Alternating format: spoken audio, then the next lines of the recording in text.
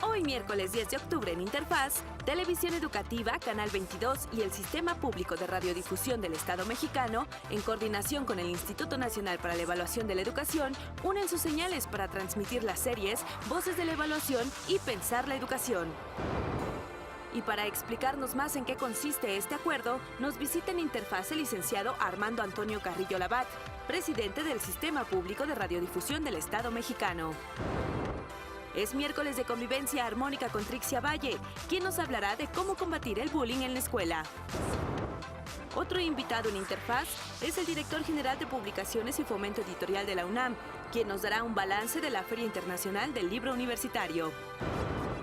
En nuestra sección de movilidad académica conoce la experiencia de un joven que tuvo la oportunidad de estudiar en Estados Unidos. Y nos enlazaremos hasta Jalisco a la Expo Forestal 2018, con todos los detalles del evento. No le cambies, porque lo mejor de la información en educación está aquí en Interfaz. ¡Comenzamos! Muy buenos días, amigos y amigas de la Agencia Informativa de Educación de México. Me da muchísimo gusto saludarlos de nueva cuenta en esto que es Interfaz. Hoy que es miércoles 10 de octubre del 2018 y estamos listos con interesantísimos temas, todo en torno a la educación, la ciencia, la cultura, la innovación y el arte. Saludo con mucho gusto también a Griselda Yebra. Ella nos permite comunicarnos con ustedes también a través de la lengua de señas mexicana. Quédense conmigo, yo soy Ana Cristina Olvera y en la próxima hora y media vamos a pasar un rato muy agradable.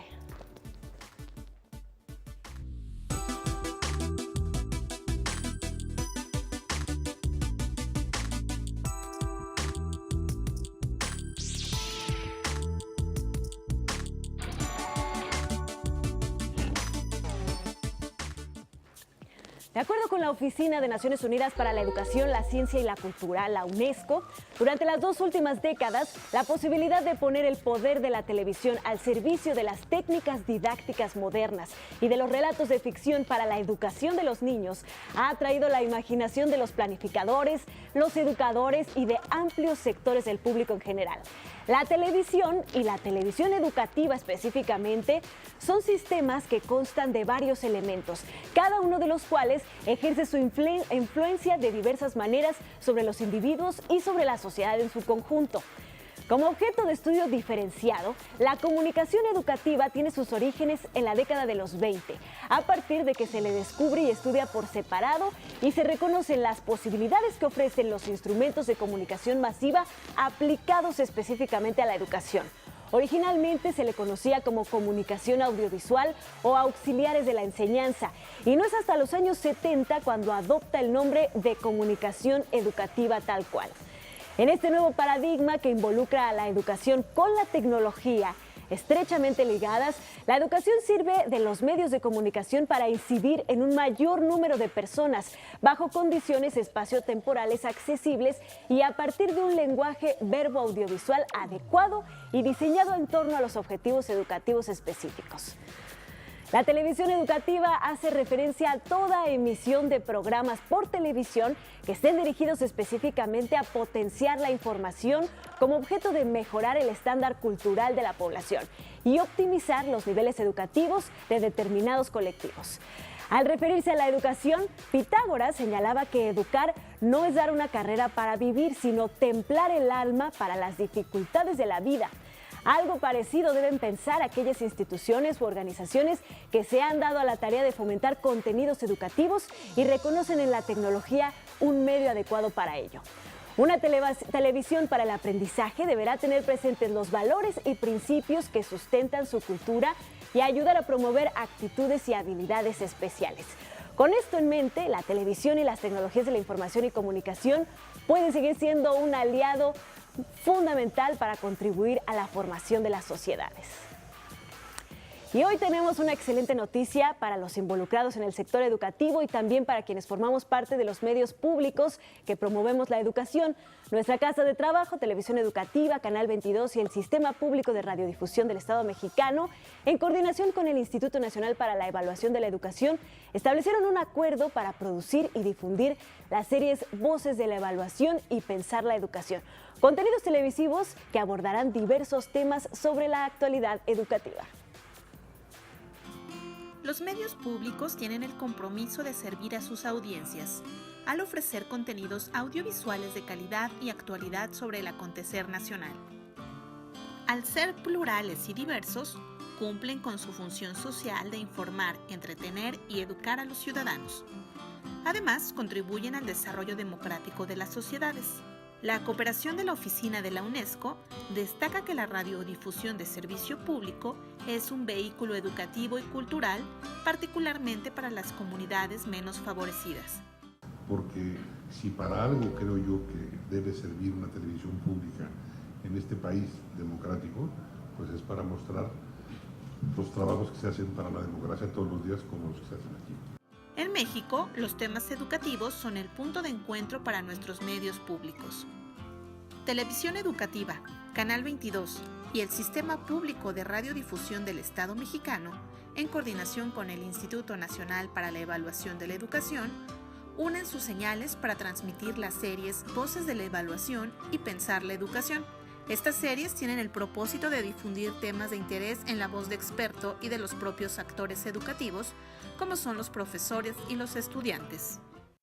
El instituto encuentra un apoyo para ensanchar los espacios de diálogo que necesitamos en esta sociedad para fortalecer lo que nos es más importante, la educación de este país, su activo más valioso. En estas producciones se abordan diversos temas, como las condiciones materiales de las escuelas, la educación bilingüe, indicadores educativos, educación especial, educación multigrado, la educación para hijos de jornaleros agrícolas migrantes y la enseñanza de las ciencias, entre otros. En ellas participan expertos de instituciones como la Universidad Nacional Autónoma de México, del Centro de Investigación y Docencia Económicas, de la Universidad Pedagógica Nacional o del Colegio de México. A lo largo de estos 10 capítulos se tocarán distintos temas como los organismos autónomos constitucionales, como la educación, como equidad y justicia social, como el derecho constitucional a la educación, el desarrollo profesional docente, la evaluación, la rendición de cuentas. Frente a temas de interés nacional, estas series promueven que las audiencias tengan acceso a reflexiones y puntos de vista basados en estudios e investigaciones. No cabe duda que desde la existencia de la televisión ha jugado un papel importantísimo también en la difusión de la educación. En nuestro país, por ejemplo, Televisión Educativa pues tiene una gran labor todavía al día de hoy para llevar la educación hasta las comunidades más alejadas de nuestro país. Pero esto no significa que no haya otros proyectos de televisión, tanto públicos como privados, que deban sumarse a los esfuerzos de difundir el conocimiento y fomentar la educación de los mexicanos. Vamos a hacer una breve pausa en Interfaz. Les recuerdo que estamos en redes sociales. Encuéntrenos como AIEDMX, las siglas de la Agencia Informativa de Educación de México. Vamos a hacer una pausa y al regresar tendremos una interesante charla para ahondar más sobre este reciente acuerdo, pero también sobre la televisión pública mexicana y su labor en la educación de todos los mexicanos. No se vayan.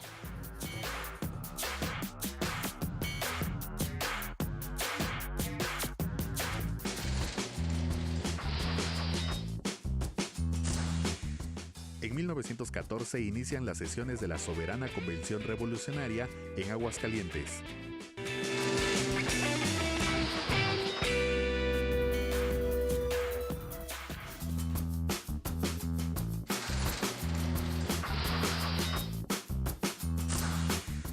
En 1813 nace el compositor italiano Giuseppe Verdi.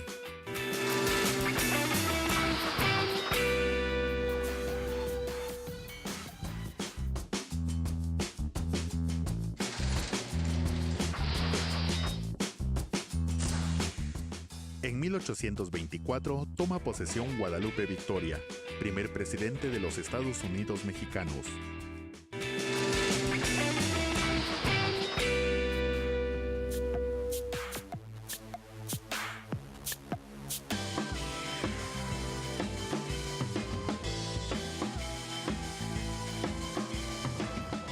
Bueno, y como bien lo mencioné antes de irnos a este corte, vamos a profundizar sobre los alcances de este acuerdo que mencionamos en nuestro reportaje especial del día.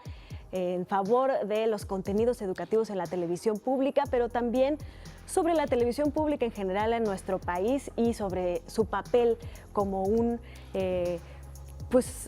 como una forma de acercar la educación y la cultura a los mexicanos. Y para eso está con nosotros el licenciado Armando Antonio Carrillo Labat. Él es presidente del Sistema Público de Radiodifusión del Estado Mexicano. Muchísimas gracias por estar con nosotros, hermano. No, muchas gracias por invitarme y muchas gracias por tenerme paciencia.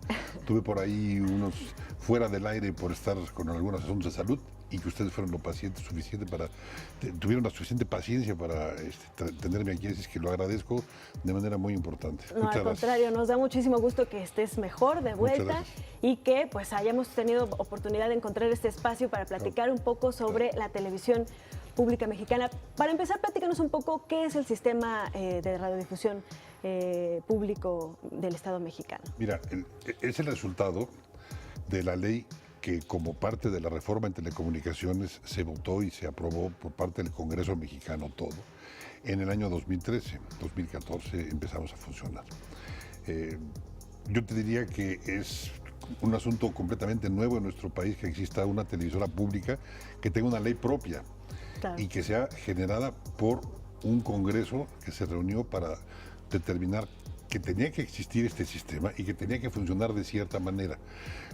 No solo dijo tiene que haber un sistema público, sino que tiene que funcionar de esta manera y con estos objetivos y con estas limitaciones normativas y técnicas y con estos objetivos y obligaciones. Es decir, es un sistema que está perfectamente normado y generado a partir, como te digo, de una ley que es la ley del propio sistema como parte de la reforma en telecomunicaciones.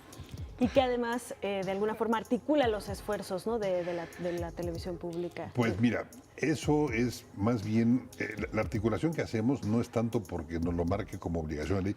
Tiene por ahí alguna mención de algunas cosas que debemos hacer, pero para mí que es muy pálida la ley en ese sentido, creo que habrá que, si así lo determinan los nuevos legisladores, habrá que trabajar mucho en ello.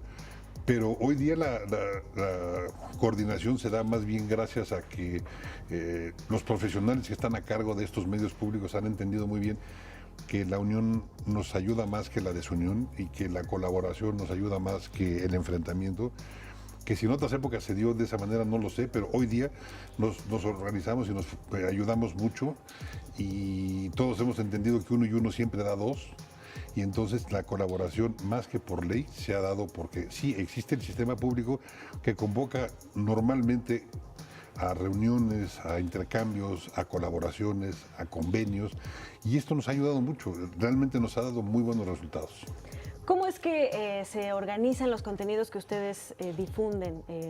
Pues han tenido muchísimos éxitos durante eso es un tema precioso. Años. Mira, otra vez la ley, siempre recurro a la ley porque está en la ley, dice que el sistema público tiene la obligación de que por lo menos el 30% de su programación tiene que provenir de la producción independiente que existe en este país. ¿Qué es la producción independiente? Bueno, la ley también lo define y dice que son todas aquellas producciones que provienen de aquellas organizaciones que no tienen forma de transmitir, que no son cadenas televisivas que transmiten, sino que nada más producen.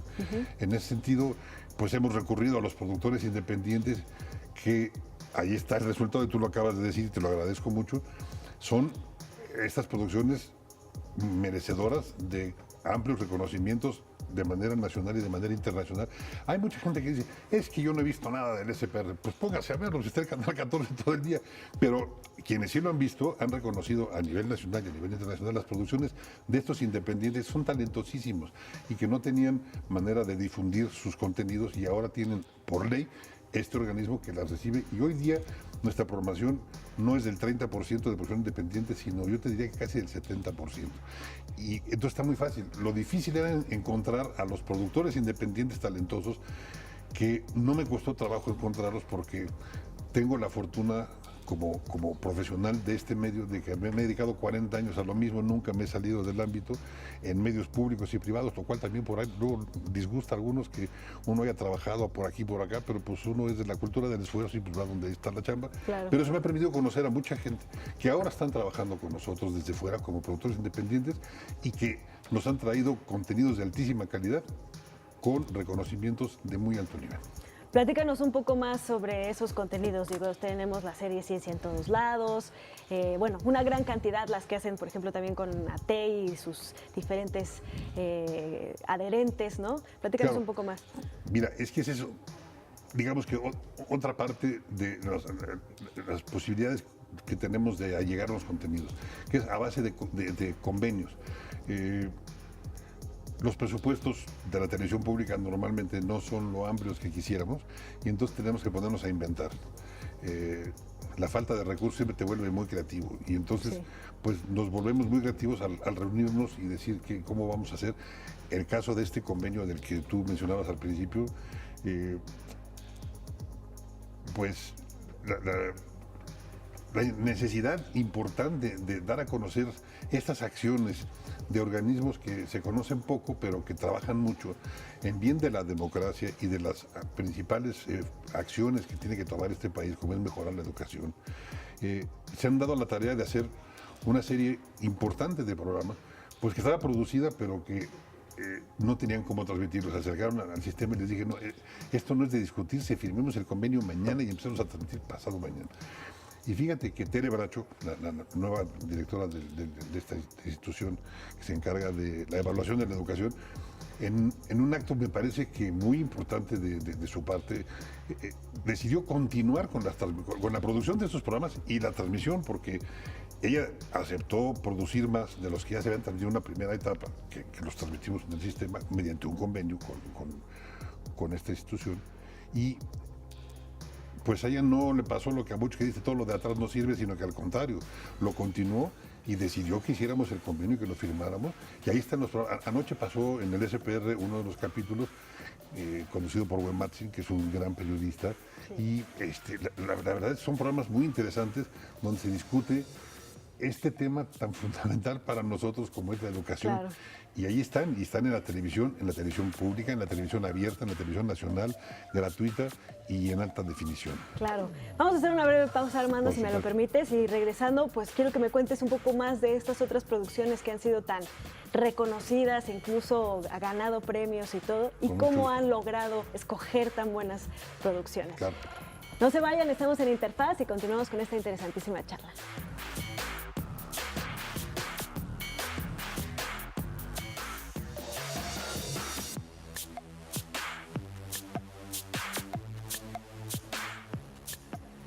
Gracias por continuar con nosotros en Interfaz. Estamos platicando con el licenciado Armando Antonio Carrillo Labat. Él es presidente del Sistema Público de Radiodifusión del Estado Mexicano.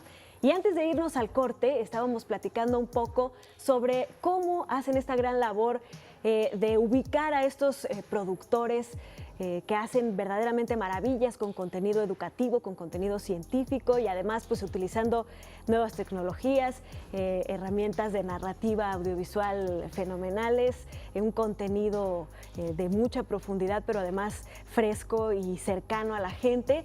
Y bueno, platicábamos de este convenio en específico del que hablábamos al iniciar el programa. Y esta serie de programas que nos decías son de concurso y además hablan del sector educativo, un sector pues habitualmente como por costumbre relegado de los medios, ¿no? De los medios masivos. Sí, mira, el convenio con el Instituto Nacional de la Evaluación para la Educación, pues la verdad es que ellos se dieron a la tarea de ubicar a una productora independiente, no porque lo dijera la ley del SPR, sino porque encontraron que esa productora independiente tenía la calidad para ser contratada por ellos para hacerles los programas. Y la verdad es que han hecho programas de extraordinaria calidad, no solo en cuanto a la calidad de la producción, sino en cuanto a la calidad de los contenidos. Ha habido programas que incluso los hemos repetido porque la gente, la audiencia nos los ha pedido mucho porque son verdaderamente joyas de la discusión del tema educativo en México, por ejemplo, ¿no? Pero es de esta manera como hemos encontrado los contenidos que deban ser transmitidos, porque te insisto, la ley y los objetivos que nos marca ahí es una forma de llevarnos de la mano. Claro. que ayuda mucho, y estas son las cosas que nos obligan a transmitir, pero que además las encontramos como grandes producciones que es imposible decir que no para su transmisión.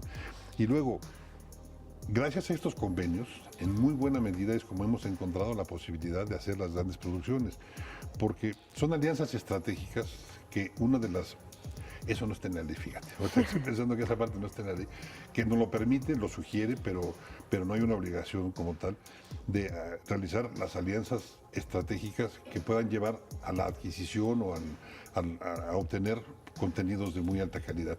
Y es de esa manera como hemos logrado hacerlo, porque vuelvo al ejemplo de este convenio con el INE.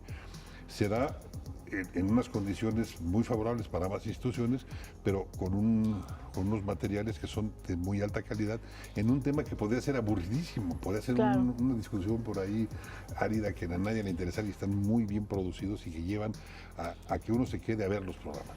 Y eso mismo hemos hecho con otras instituciones en las que hemos tenido muchos éxitos, porque mira, estaba viendo ahora en las imágenes que ustedes presentan y pusieron por ahí algunas imágenes de una producción que hicimos hace 3 años que fue exitosísima, que se llama El Penacho de Moctezuma, en la que participamos instituciones. Bueno, por ejemplo, la que nos propuso el proyecto fue Radio Austria, o la Organización de Radio y Televisión Austriaca, el medio público austriaco. Y se nos acercó para decirnos, oigan, ¿no les interesaría hacer un programa sobre el penacho de Moctezuma? Y dijimos, ¿cómo? A ver, los austriacos proponiéndonos esto. Y cuando les dijimos nuestras condiciones y dijeron que sí, las condiciones eran que los científicos que participaran, que los expertos que hablaran ahí fueran mexicanos. Y dijeron, sí, por supuesto. Y que nos regresen el penacho. Fíjate que se dio, la investigación se dio por esta petición antigua y que tanto ha estado en el ámbito de la discusión internacional, pero se decidió que fueran expertos mexicanos en la construcción de un penacho como ese, y fueron personajes provenientes de la UNAM, expertos en todas estas materias que involucran la fabricación de una cosa como el penacho de Moctezuma. Y la conclusión de la investigación que ellos hicieron en Austria fue que si queremos tener el penacho otros 500 años, lo que tenemos que hacer es no moverlo de ahí, porque corre el enorme riesgo de desaparecer. Claro. Y entonces, pues, los científicos mexicanos decidieron, y el documental trata de esto y ve lo que ellos hicieron para determinar qué es lo que había que hacer. Entonces, resulta un documental muy atractivo, visualmente muy interesante, y sobre todo, producto de alianzas estratégicas. Mira qué bonito es el penacho, ahí está. Alianzas estratégicas con televisoras públicas de Europa y con instituciones tan fundamentales para nosotros como es la UNAM, con la cual trabajamos de la mano muchísimos proyectos parecidos a estos que hacemos con la Secretaría de Educación Pública. Son instituciones que para nosotros son elementales para que digan que lo que estamos queriendo expresar en los contenidos está avalado por ellos. Si no, no nos atrevemos a decir cosas tan sensibles para el país, para la ciencia, para todas estas materias que son como parte de los contenidos. Siempre buscamos tener el aval y el respaldo de instituciones como estas, lo cual también nos ha hecho que sean muy exitosos, porque son posiciones que se conocen poco, pero que la discusión académica allá en las escuelas o en las instituciones de investigación, pues tienen la obligación de difundirlas, y entonces aquí también tratamos de contribuir con estas instituciones de educación superior para que difundan todo el enorme trabajo fundamental que hacen. Claro. Y en este sentido, Armando, ¿cuál es el papel fundamental de la televisión pública? Y con esto, ¿qué quiero decir? Más allá de lo que dice la ley, ¿no? Que pues ya más o menos tratamos de desmenuzar, claro, que es muy específica y que además ha abierto todas estas puertas, claro, pues no, la ley no te dice que tienes que crear programas tan atractivos, tan digeribles, tan de contenido cercano a la gente, claro, pero al mismo tiempo de profundidad y educativo. En ese sentido, desde tu perspectiva, ¿cuál es la labor de la televisión pública? Lo digo porque pues normalmente o muchas veces se asocia a la televisión pública con algo aburrido, con algo boletinero o con una situación así, ¿no? Yo te diría que básicamente son dos cosas. Es que la televisión pública en México, a ver, vamos a ser formales, a mí no me gusta decirlo mucho, pero es la verdad. El primer medio público que existe en México, de acuerdo con toda la normatividad que ha expresado, como tú bien lo decías al principio, la UNESCO, la ONU a través de la UNESCO, el primer medio público en México que existe con esas características es el SPR. Al día de hoy es el único que existe con todas estas características. Porque, por ejemplo, dice que un medio público, para ser considerado como tal, tiene que tener un consejo asesor ciudadano nombrado por la legislatura vigente en ese momento. Hay otros medios que tienen sus propios consejos ciudadanos nombrados por la propia autoridad del medio. Eso no va con lo que dice la UNESCO. Claro. En el caso del SPR, el Consejo Asesor Ciudadano se lo nombra el Senado de la República. Claro. Vamos a hacer otra breve pausa, por favor, y regresando nos terminas de explicar por qué es el SPR el único que cumple estos propósitos y también después, pues cómo podemos avanzar para parecernos más a cosas como lo que existe en la BBC, Televisión Española, etcétera. Con mucho gusto. Estamos en Interfaz, no se vayan, seguimos con esta interesante plática.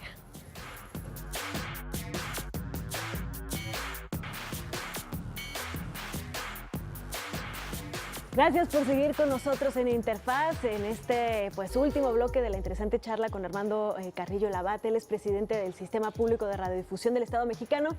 Y antes de irnos a la pausa, Armando, nos estabas explicando por qué el SPR, digamos, es el único que cumple con, hasta el momento en México, con las características para ser realmente un medio público como lo estipulan las organizaciones internacionales y qué es lo que o hacia dónde deberíamos aspirar en México para seguir fortaleciendo nuestros medios públicos. Mira, lo que nos obliga a ser así es que la ley nos dice que tenemos que ser así, que tenemos que cumplir con esta legislación y eso es por lo que nosotros somos un medio público como lo marca la UNESCO. A otras televisoras no se los obligan, sin embargo el Instituto Federal de Telecomunicaciones vigila que tengan por lo menos algunas de ellas, algunas de las características que tiene el medio público en México, como es el SPR. Pero al día de hoy somos el único que tiene esta legislación que tiene que cumplir. Entonces tenemos que tener un Consejo Asesor Ciudadano, te decía yo, nombrado por el Senado.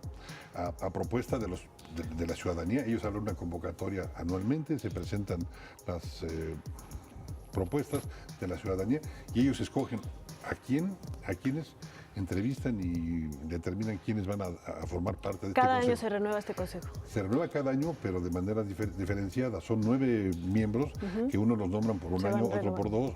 Entonces siempre tengo nuevos consejeros diferentes, lo cual te lleva a tener que intercambiar opiniones. Acuerdos, todo el tiempo, así es, todo el tiempo. Es una de las características más importantes. La otra es la Defensoría de Audiencias, que al día de hoy no está normada por la legislación, pero nosotros sí tenemos una Defensoría de Audiencias, porque decidimos que si queríamos ser un medio público teníamos que tenerla, aunque todavía la legislación no está perfectamente acabada en ese sentido, ya tenemos Defensoría de Audiencias. Y las otras obligaciones que hay es que haya una independencia, que no tengamos dependencia de ninguna entidad de gobierno, lo cual así es. No estamos asignados a ningún sector de la administración pública, somos un organismo autónomo, tomamos decisiones propias, tenemos patrimonio propio, en fin, una serie de condiciones que tenemos que tener para no ser consideradas televisoras de gobierno. Y ahí es donde está, creo yo, una de las importantes diferencias, pero también la posibilidad de encontrar contenidos y atraerlos porque tenemos esa autonomía editorial absoluta. Claro. Finalmente, Armando, ¿hacia dónde deberíamos de aspirar dentro de los medios públicos mexicanos? ¿Cuál es el modelo que tú has identificado, pues, que es el más adecuado, el más estimulante, digamos? Yo te diría, no por participar en él, pero me parece que a nivel internacional, si respetáramos todas las emisoras de medios electrónicos que funcionan con dinero público, si fuéramos realmente respetuosos de la legislación internacional, creo que podríamos cambiar en mucho el ambiente de televisión con medios públicos y con recursos públicos, lo cual creo que nos daría un gran aire. Muchos lo están intentando hacer, aunque no tienen la obligación de cumplir con esa legislación. Y mira, te voy a poner un ejemplo que no tiene nada que ver con el medio en el que estamos, porque yo podría hablar muy bien de la DGTV en ese sentido, de cómo respeta muchísimo estas cuestiones, aunque no tienen la obligación de hacerlo, porque la ley no es para ellos, es para el SPR. Pero bueno, hay un gran respeto por muchas de las cuestiones que tienen que marcarse como medio público. La UNAM, por ejemplo, que es una televisora autónoma por la autonomía propia de la Universidad Nacional Autónoma de México, está casi en esos niveles de autonomía total, aunque no tiene Consejo Asesor Ciudadano nombrado por el Senado, pues porque la ley no obliga a los senadores a nombrárselos. Y entonces ellos en su autonomía nombran su propio consejo. Hay pequeñas cuestiones de la ley que creo yo que si se adoptaran por todos los medios electrónicos que funcionan con dinero público, creo yo que sería una manera de renovarlo muchísimo y que entonces sí, pues sería muy fácil encontrar contenidos de este tipo, a diferencia de otros que aparecen mucho en los medios que no son necesariamente públicos. Claro. ¿Cómo pueden, Armando, acercarse la ciudadanía a los contenidos del SPR? Mira, hay una forma muy sencilla que es la Defensoría de Audiencias. La Defensoría de Audiencias que tiene página de internet, que tiene teléfono, y que tenemos, creo yo, a una de las mejores defensoras de audiencias en América Latina, que se llama Beatriz Solís, reconocida internacionalmente como defensora de audiencias. Ella es la defensora de audiencias del SPR y hay muchas formas de acercarse a ella para decirle lo que quieran de la programación. Nos ha venido a traer opiniones muy fuertes, reclamos muy sentidos y también muchos otros que son felicitaciones, porque para eso sirve la Defensoría. Pues si quiero más programas como ese, no quiero ese programa, me choca. La Defensoría de Audiencias para eso funciona y hay una manera muy directa de llegar a ella y de que ella llegue con nosotros. A mí llega y me dice unas cosas que me quedo, bueno. Personalmente, ¿no? Pero es que la única manera que tienes de encontrar lo que tu audiencia quiere, y una de las características de los medios públicos es que tienes que funcionar a favor de tus audiencias. Y es una manera de comunicación muy directa que además viene tamizada por la opinión de una gran experta en el asunto. Claro. Y además los contenidos, bueno, los podemos ver por el canal 14. Sí. ¿Qué otras formas tienen de comunicarse? Bueno, están las redes sociales que funcionan también bien. Estamos a punto de abrir. Tuvimos un problema muy grave con nuestras instalaciones en el edificio, se nos cayó con el sismo toda la parte técnica. Estamos a días de tener ya completo el edificio de oficinas, de tener un foro propio porque estábamos trabajando. ¿Dónde va a estar? ¿En el mismo lugar, no? Va a estar en el mismo lugar donde están hoy día las oficinas, que es en el sur de la ciudad. Estábamos en la zona rosa, ya ese edificio ya no pudimos seguir con él, pero ahora estamos con un nuevo edificio de oficinas en el sur de la ciudad y ahí mismo estamos ya empezando a construir un foro que calculamos que pudiera tardarse unos 6 o 8 meses en estar listo y de esa manera ya tener nuestras instalaciones completas para poder transmitir desde ahí. Muy bien, pues muchísimas gracias por habernos acompañado en Interfaz para platicar un poco más a fondo de toda esta labor titánica que se hace en el SPR y pues enhorabuena por todo lo que han logrado y esperando que se siga construyendo más esta comunicación pública, esta televisora pública en nuestro país. Pues a todos los que quieran seguir los contenidos están en el canal 14, las redes sociales, la página de internet y pues te agradecemos mucho que hayas estado con nosotros. Te lo agradezco muchísimo. Muchas Ojalá gracias. No sea la última vez que nos visites Me enorgullezco por acá. mucho cada vez que la DGTV me invita, porque me parece que es una televisora que hace un gran esfuerzo indispensable para el desarrollo de nuestro país, que la educación salga por los medios electrónicos. Me parece que es una de las más importantes labores que hacen en llevar la educación a los medios electrónicos. Me parece extraordinario y yo todo lo que pueda hacer y todas las veces que me quieran invitar aquí estaré con mucho gusto. Muchísimas gracias, Armando. Aquí te esperamos y para seguir compartiendo experiencias, opiniones y contenidos también, ¿por qué no? Muchísimas gracias, claro que sí. Vamos a hacer una breve pausa, pero no se vayan, tenemos más temas y más interesantísimos invitados en Interfaz.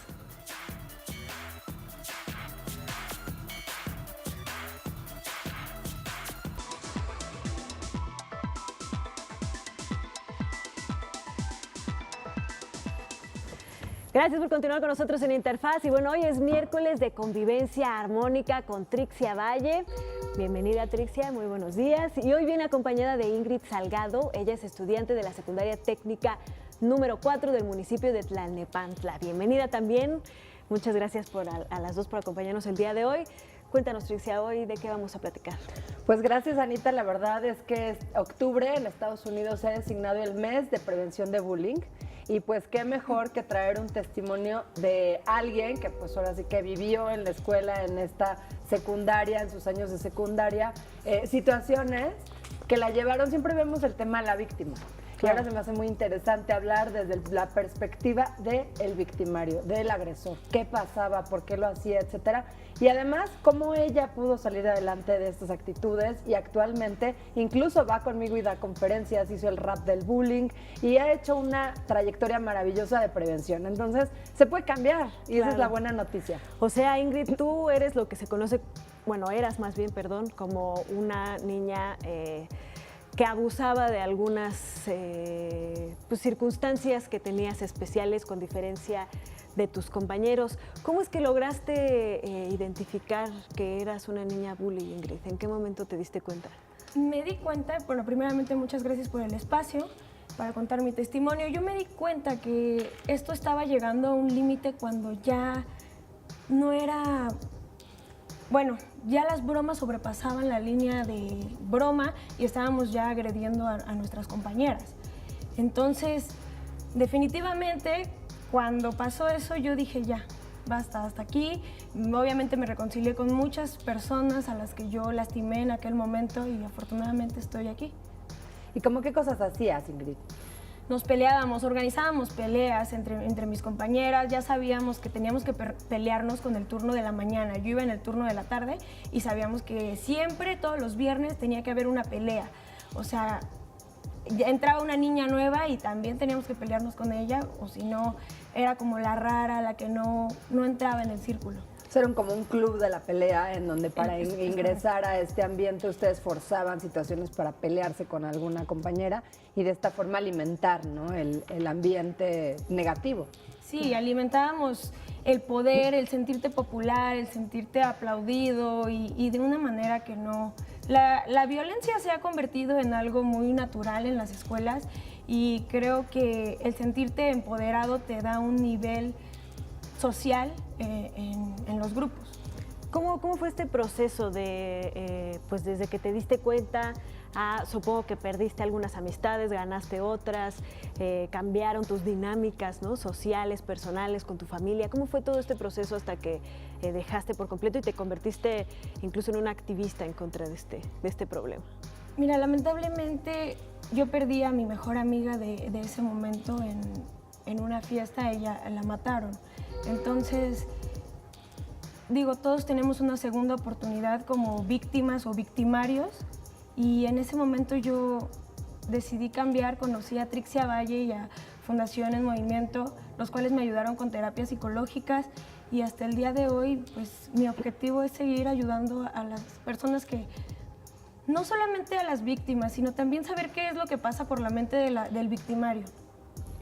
En ese sentido, Trixia, perdona, te quisiera preguntar, ¿cómo identificar y acercarse a estos niños, ¿no? Porque siempre enfocamos la atención hacia las víctimas, cómo ayudarlos, cómo identificarlos, pero también ustedes sufren, ¿no?, en este proceso de ser victimarios y cómo es que se puede acercar uno a ese tipo de chicos. Pues mira, Anita, realmente sí, como bien dices, siempre es como la compasión de pobrecita mamacita, a ti te pasó todo esto, no, pero al que lo hizo, no, tú, qué barbaridad, Dios me castigó con este hijo, qué horror.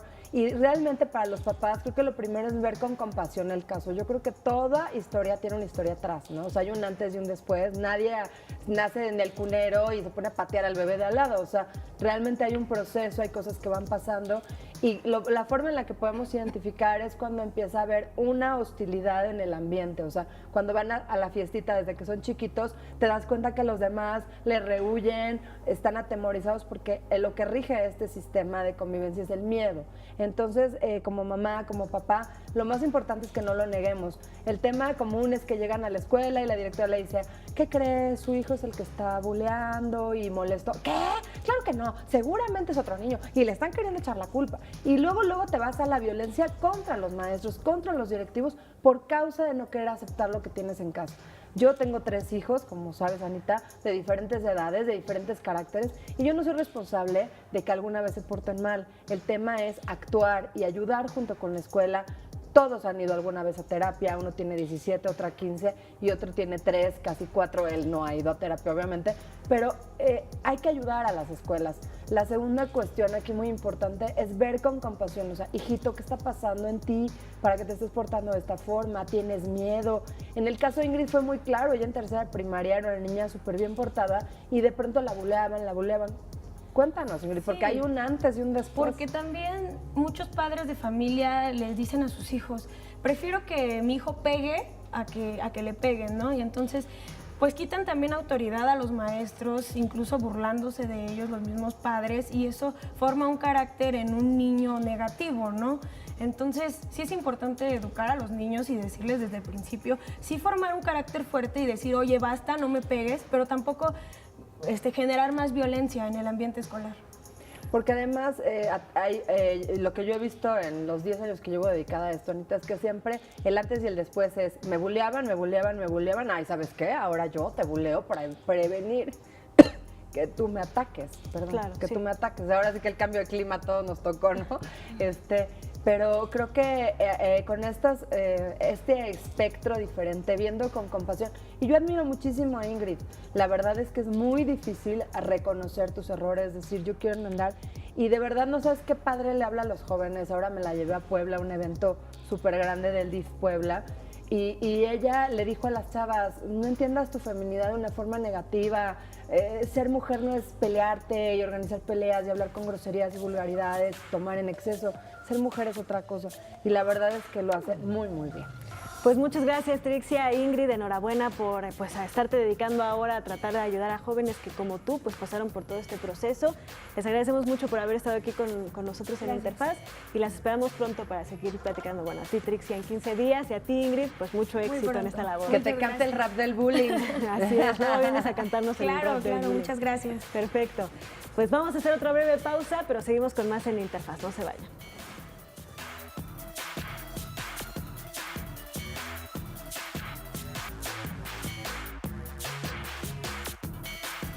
Y bueno, vaya programa interesante y lleno de personalidades muy, muy importantes e interesantes sobre todo. Ahora tenemos el placer de que nos acompañe en el estudio Joaquín Díez Canedo Flores. Él es director general de Publicaciones y Fomento Editorial de la Universidad Nacional Autónoma de México.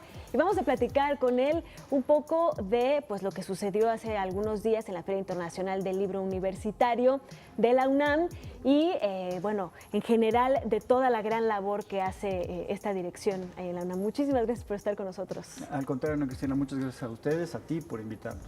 Para empezar, platícanos un poco sobre su labor en esta dirección. ¿Qué es lo que ustedes en el día a día tratan de hacer dentro de la UNAM? Bueno, la UNAM, la actividad editorial de la UNAM está, digamos, está descentralizada.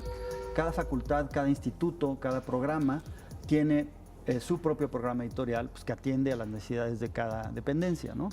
Nosotros como Dirección de Publicaciones, por un lado, tenemos la tarea de distribuir esas publicaciones, de darlas a conocer a través de catálogos, de información promocional, de un portal en línea donde también se venden los libros, de capacitar a los editores, como son 130 dependencias editoriales, pues luego hay mucha rotación de personal y se pierden, digamos, ciertos saberes, entonces hay una parte muy importante de capacitación y otra parte de tipo, digamos, normativo, ¿no? Decir, bueno, más o menos cosas, por ejemplo, como que las dependencias deben tener un comité editorial, deben dictaminar los libros. Tenemos también un padrón de imprentas, como para que los proveedores con los que contratan ciertos servicios pues tengan una garantía de calidad, de precio, de solvencia, digamos, que existan, ¿no? Que no sean estas empresas fantasma. Entonces, más o menos ese es el ámbito de nuestras ocupaciones y tenemos un programa editorial propio y también damos apoyo, digamos, a la rectoría, a algunas áreas centrales con publicaciones. Y ahora, desde hace 2 años, tenemos esta feria, que no es una actividad nueva, que es organizar una feria de libro exclusivamente de catálogos editoriales universitarios. Así es. ¿Cuál ha sido, primero que nada, quisiera preguntar, ¿cuántos años lleva esta dirección en funciones? Bueno, la dirección como tal, como siempre, es resultado de una serie de modificaciones institucionales, pero como dirección de publicaciones es del 86, o sea, más o menos 30 años tiene. Ok.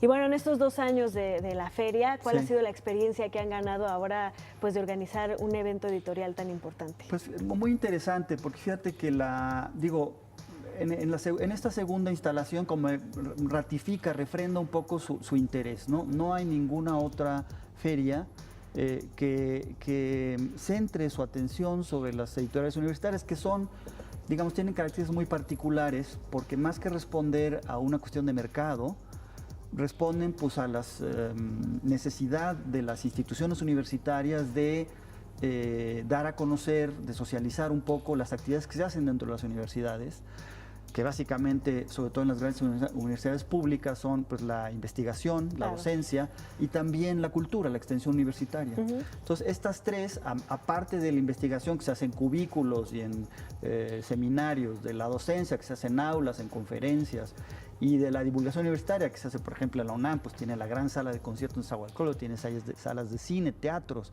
Aparte de eso, queda finalmente en su forma más definitiva y probablemente más poderosa de comunicación en libros, ¿no?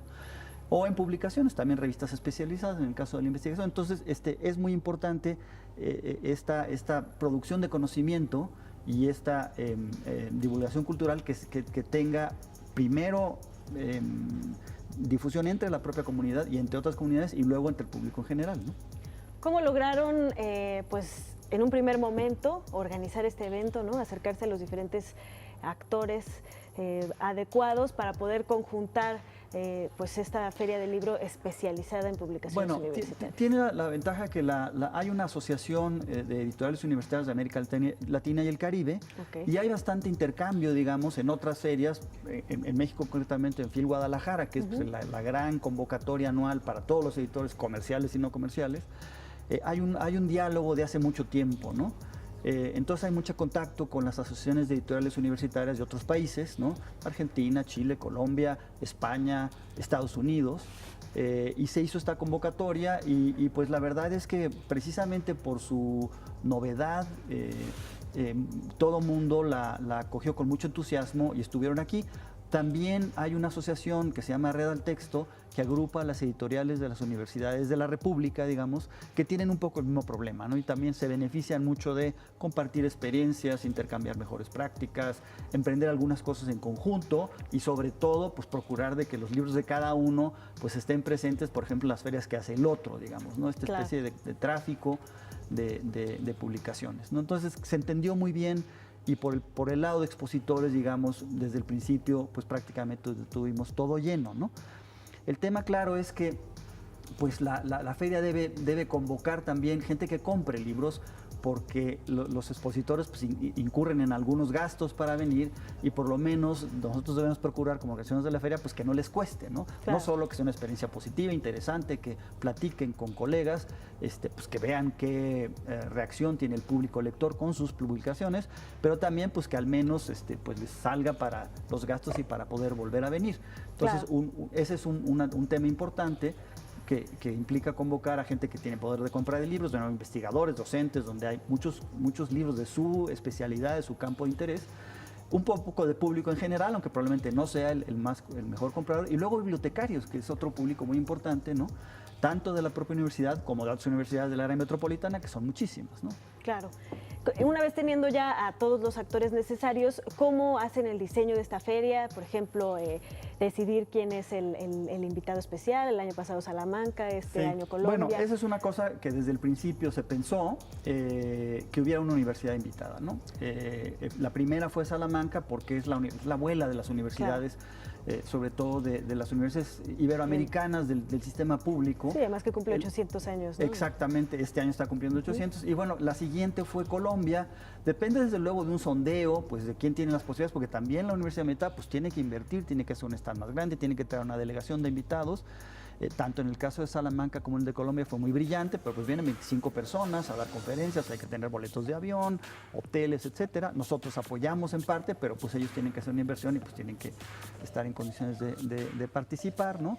Y ahora se considera que puede ser la Universidad de Colombia porque pues habían manifestado interés en participar, había una buena relación entre el rector de la universidad y el rector Mantilla, aunque hubo un cambio de rector entre medio, ¿no? Y además, perdón, hay una serie de actividades, ¿no? Alrededor, una especie de curaduría de la feria. ¿Te parece bien si vamos a hacer una breve pausa? Perfecto, y regresando me platicas un poco más de esto y de los planes que tienen ahora para fortalecer este y otros aspectos? Muy bien, claro que sí, Ana. Seguimos en Interfaz, no se vayan. Tenemos esta interesante charla y mucho más de qué hablar al respecto.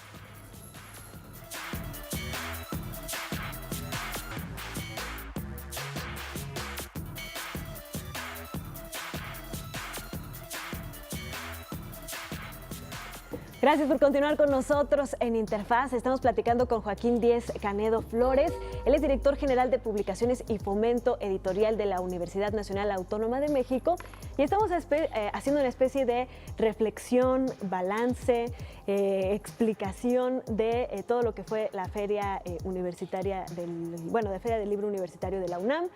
Nos estabas platicando cómo es que se ha decidido en las últimas 12 ediciones al invitado especial, ¿no? Salamanca, la abuela, mamá de todas las universidades casi del mundo, excepto un par por ahí que se le escaparon, que se le adelantaron, y ahora Colombia, y cómo pues han tenido que duplicar sus funciones para poder lograr toda esta feria, que además tiene actividades simultáneas, paralelas, charlas, todo esto que ayuda a involucrar a la comunidad dentro de estos eventos literarios. Sí, bueno, el tema de la universidad invitada en primer término, pues claro, también la universidad, pues por su actividad propia, tiene varias redes de contactos universitarios para los propósitos de intercambio de personal académico, de becarios, de cuestiones de proyectos de investigación conjuntos. Entonces, pues hay un diálogo permanente, digamos, entre las universidades. Hay una red de macrouniversidades, están las grandes universidades públicas. De México hay 6 o 7, más de otros países. Entonces, bueno, ahí se hace una especie de sondeo, ¿no? Para ver a quién se puede invitar, ¿no? Y por el lado, bueno, del trabajo, sí, es interesante aprender lo que hay que hacer para una feria. Tuvimos, como te comentaba fuera del aire, un apoyo muy importante de un equipo de FIL Guadalajara en nuestra primera feria, y ahora pues ya nos lanzamos un poco solos, entendiendo un poco pues esta multitud de actividades. Por un lado, organizar el espacio, los expositores, las instalaciones para los stands; por otro lado, los programas de actividades; por otro lado, la logística de llegadas, de hoteles, todo eso, ¿no? Y dentro de la universidad, pues lo que es muy importante es el tema de la difusión, ¿no? O sea, que la gente se entere, dentro y fuera de la universidad, pues que está la feria, claro, el tiempo que tiene, las horas de entrada, si es gratuita o no, qué cosas pueden encontrar ahí, cómo llegan, un poco todo este tema, ¿no? Sí, me comentabas antes de entrar al aire que están pensando en fortalecer con otras actividades, como por ejemplo charlas con las diferentes facultades, institutos de investigación de la UNAM, en donde se pueda dar una probadita de cuáles son las investigaciones de frontera, etc. Eso de hecho lo hicimos este año, es decir, porque claro, nuestra preocupación era, digamos, uno diría, bueno, pues los libros ya, la gente que le interesan va a ir pues porque están allí y hay un conjunto de libros a los que no fácilmente tiene acceso o realmente muy difícilmente, ¿no? Sí. Dentro de la Ciudad de México sobre todo, ¿no? Porque pues en México está la Feria de Minería, que es una feria general, en donde pues las editoriales comerciales, en donde comercial pues no es un defecto, simplemente las editoriales que todo el mundo conoce, pues tienen el mayor espacio y la mayor atención, son las superestrellas de la escritura. La Feria del Zócalo también es un poco este tipo de feria, pero en México no hay una feria donde estén las universidades. Pero pues la verdad es que no es tan cierto. Todo el mundo sabe que quisiéramos por lo menos tener más lectores y no es suficiente decir, oye, aquí hay unos libros, son muy interesantes, vente a dar una vuelta y verlos. Entonces, por ejemplo, traer a los chicos más jóvenes de la universidad para empezar, de CCH de Chira, pues hay 100,000 alumnos en CCH, entonces dijimos, bueno, ¿por qué no? Finalmente, lo que verían en los libros sí es dónde están las ciencias sociales, las humanidades, incluso las ciencias exactas, es decir, qué les puede interesar para estudiar después. Pues hagamos unas charlas específicamente como para que los orienten en esto. Hablamos con varios directores de facultades que nos dieran un panorama de las carreras que se imparten en las facultades, de dónde están los campos profesionales ahora, los retos, ¿no? Y para los alumnos de licenciatura hicimos algo más bien, como tú lo decías, con algunos institutos de investigación. ¿Dónde está la agenda de investigación? ¿Dónde están? Decíamos, bueno, más que lo que saben las disciplinas, ¿qué es lo que no saben? ¿Qué es lo que les falta por saber, ¿no? Nos pareció que esto podía motivar a los chicos de licenciatura pues a ir o escuchar estas pláticas y entonces, pues, atravesando por los stands, se les saldrá un libro al paso, ¿no?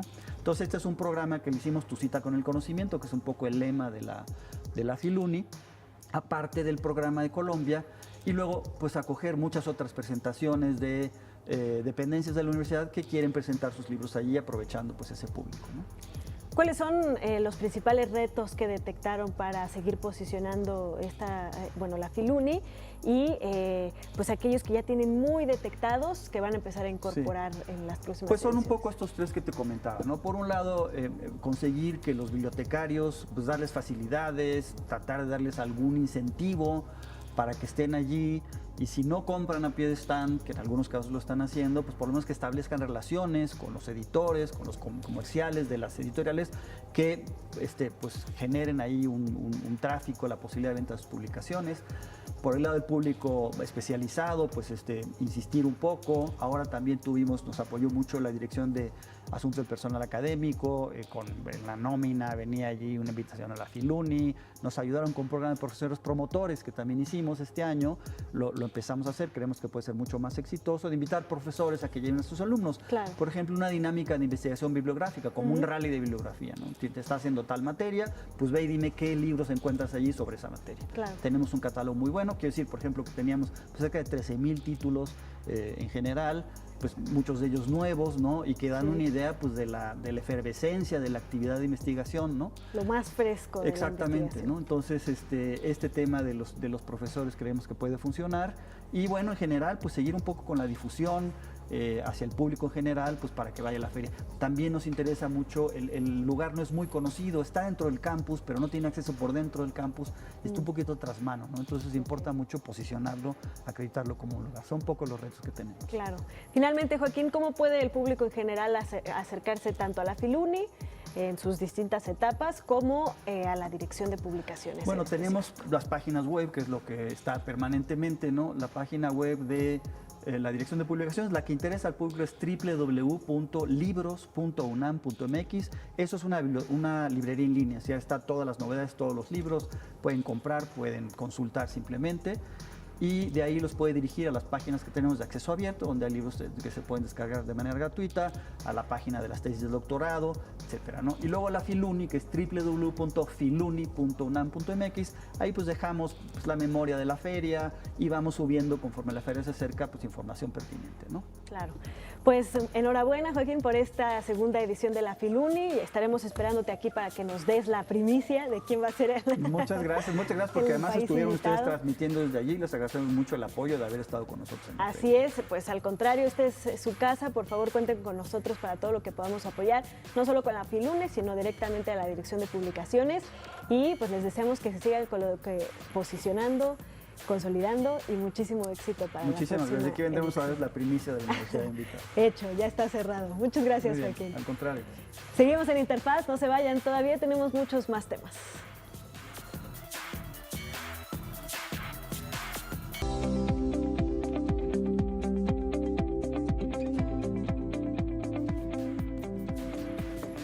La Dirección General de Educación Superior para Profesionales de la Educación, a través de la DGESP-TV, nos muestra la historia de Víctor Manuel Hernández. Él es estudiante de la Escuela Normal Superior de México y aquí, pues está estudiando aquí en la capital del país.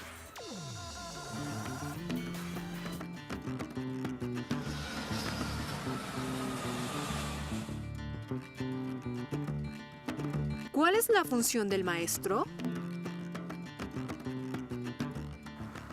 Tratar de dar lo mejor para que los alumnos adquieran los conocimientos que como profesores tenemos que compartir.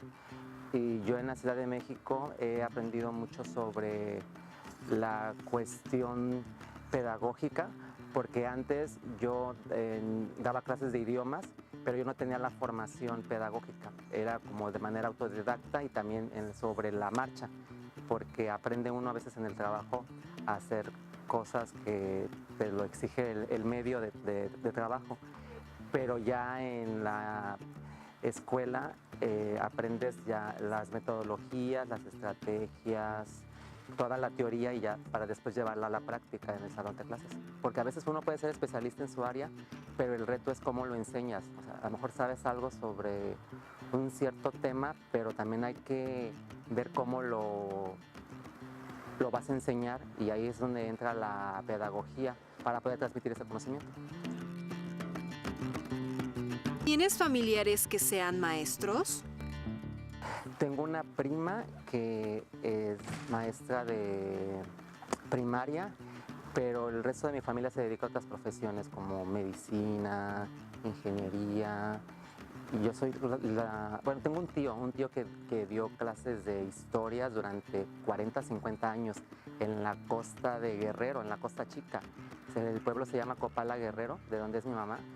y allí él dio clases de historia durante más de 40 años. Ahorita ya está jubilado y él dio clases de historia. Él fue el primer profesor en la familia. Después vino una prima que da clases en un ejido cercano al municipio de Acapulco, cerca de Pie de la Cuesta. ¿Qué idioma hablas? De hecho aprendí otros idiomas, italiano y portugués, pero necesito practicarlo. Pero sí tuve cursos de gramática en 4 idiomas, porque obviamente el español pues es mi lengua materna, pero primero fue el inglés, después el francés, después el italiano y después el portugués. Me gustan mucho los idiomas porque conoces diferentes culturas. De niño me gustaba mucho la historia y cuando los profesores te platican de los países, quieres conocer los lugares, ¿no? El patrimonio histórico, y una buena manera de conocerlos es aprendiendo idiomas, porque aunque en tu país aprendes del mundo a través de tu lengua materna, yo creo que cuando aprendes el idioma del país que te gusta o un idioma que te encanta, todavía como que profundizas más y llegas hasta la raíz y entiendes también un poco la cultura y la civilización de ese país, de la gente, de sus costumbres.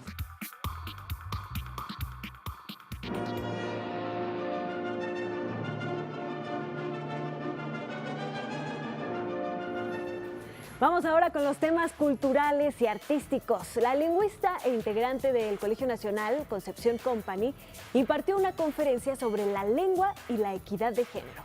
Veamos qué fue lo que expuso al respecto. La lengua es un sistema de comunicación estructurado para expresar experiencias y emociones. Esta permite que los seres sean libres y tengan identidad. Hay una estrecha relación entre lengua, sociedad, cultura y valoración del otro, porque es dime cómo hablas y te voy a decir quién eres, porque la lengua es soporte de identidad, es nuestro gran soporte para manifestar pensamiento, afectos, desafectos, vivir en el día a día. Concepción Company es una lingüista, filóloga, investigadora y académica mexicana de origen español, especializada en la investigación del cambio lingüístico y la sintaxis histórica. Además de ser autora de 8 libros y editora de 29, presentó la conferencia magistral Gramática, Discurso y Equidad de Género. Charla enfocada a resaltar la importancia del lenguaje, la escritura y el discurso. La gramática es una capacidad biológica puesta en acción diaria por una herencia.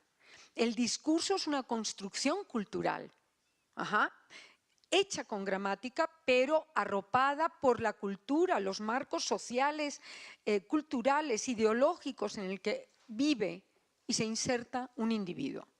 En la actualidad, se ha buscado implementar un lenguaje incluyente con el objetivo de generar un ambiente equitativo e igualitario, en especial para darle visibilidad a diversos grupos sociales. ¿Qué tiene que ver la lengua y la gramática con la inequidad? Pues nada y mucho. Lenguaje incluyente, para mí como gramática, mi oficio es ser gramática, llevo 38 años dedicada a esto, creo que genera jerarquías y exclusiones donde naturalmente la gramática no jerarquiza y no excluye. Aseguró que la gramática no tiene género, no discrimina y no tiene relación en la igualdad entre hombres y mujeres. Los discursos mal construidos, sí. La gramática no te da género. ¿Qué es yo, masculino o femenino? Pues depende de quién lo diga, no es nada, no tiene género. ¿Qué es tú? No tiene género. Ustedes no tienen género. Las formas deícticas, como los pronombres personales, de primera y segunda persona, carecen de género porque adquieren su significado, su sexo, su genericidad en función de quién es el emisor de ese acto de habla. La lengua es patrimonio inmaterial de los seres humanos que se enriquece con el contacto y el uso correcto de la gramática. Saber hablar, leer y escribir es parte esencial para mejorar el entorno social. Pues es un gran debate cómo la equidad y la igualdad de género se pueden ir perfilando desde la manera en la que hablamos el español. Vamos a hacer una breve pausa, pero quédense en Interfaz, todavía tenemos más temas.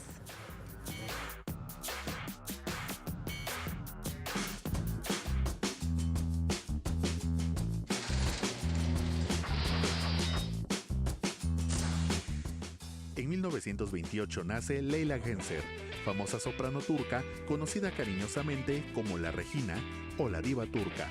Es considerada como una de las sopranos más importantes del siglo XX.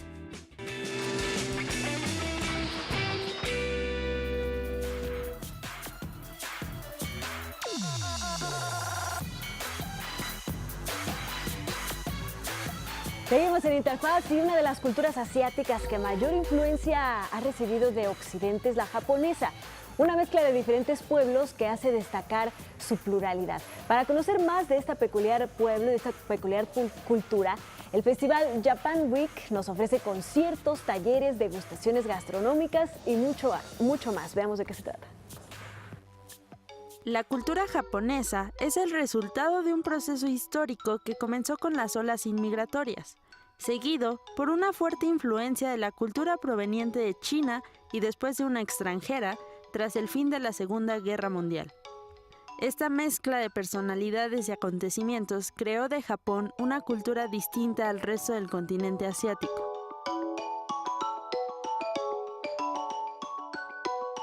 Para conocer más sobre este país, la Asociación Mexicana Japonesa presentará los festivales de Japan Week en la Ciudad de México, los sábados y domingos del 20 de octubre al 4 de noviembre. Durante estas fechas se realizarán una serie de conciertos, talleres culturales y educativos y de degustaciones gastronómicas. Entre las actividades se realizará un concierto de la Orquesta del Sol, originaria de Japón, la exposición de arte floral Ikebana Sogetsu y la ceremonia del té con kimono, entre otros. Japan Week es la oportunidad ideal para conocer y aprender sobre la fusión de culturas entre México y Japón. Una opción al alcance de todos para conocer la cultura japonesa. Y ahora nos enlazamos hasta Jalisco. Ahí está mi compañera Bonnie Moctezuma, quien se encuentra en la inauguración de una importante actividad que conjuga la investigación con el desarrollo forestal de nuestro país. Bonnie, muy buenos días. ¿Dónde estás? ¿Qué nos tienes? Hola amigos de Interfaz, qué gusto. El día de hoy nos encontramos aquí en Guadalajara, Jalisco, en la Expo Forestal 2018, más biodiversidad, más tecnología, más productividad. Este evento es organizado por la Comisión Nacional Forestal con el propósito de dar a conocer las nuevas y eficientes tecnologías enfocadas en el sector forestal, además de promover la información y el conocimiento en el desarrollo sustentable. En este evento participan instituciones gubernamentales y no gubernamentales, industrias nacionales e internacionales, instituciones académicas y de investigación, entre otras. ¿Qué les parece si conocemos más detalles sobre este evento en la siguiente nota? La Comisión Nacional Forestal, CONAFOR, para promover la productividad y el uso de nuevas tecnologías enfocadas a la sustentabilidad, organiza la Expo Forestal 2018, más biodiversidad, más tecnología, más productividad. En esta exposición se presenta al público las nuevas tendencias en este sector a través del intercambio de información y conocimientos, innovaciones y uso de la tecnología.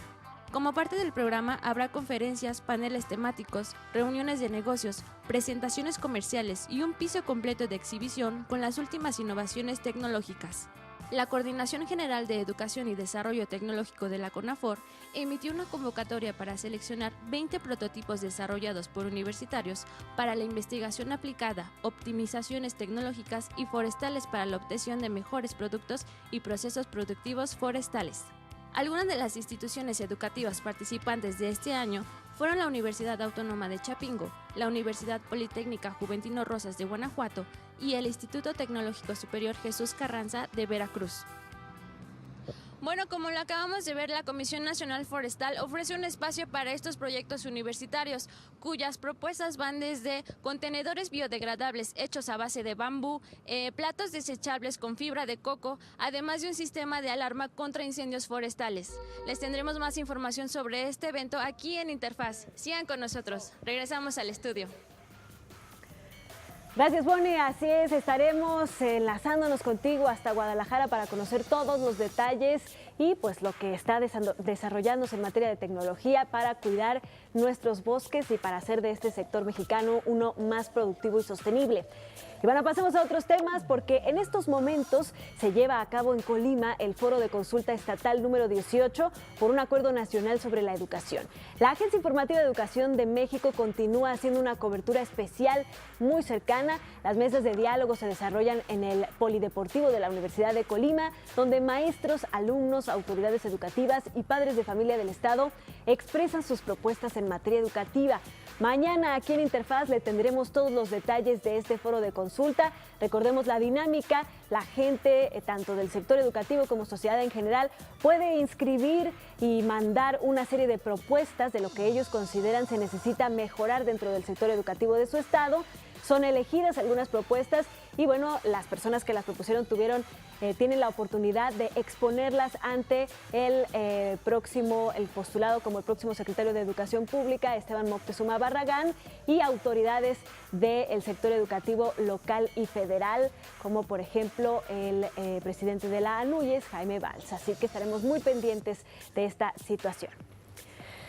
Por lo pronto es todo en Interfaz. Les agradezco mucho que me hayan acompañado esta mañana de miércoles. Recuerden que tenemos una cita mañana jueves aquí por la señal de televisión educativa y por supuesto a través de las redes sociales. Nos despedimos también de Griselda Yebra.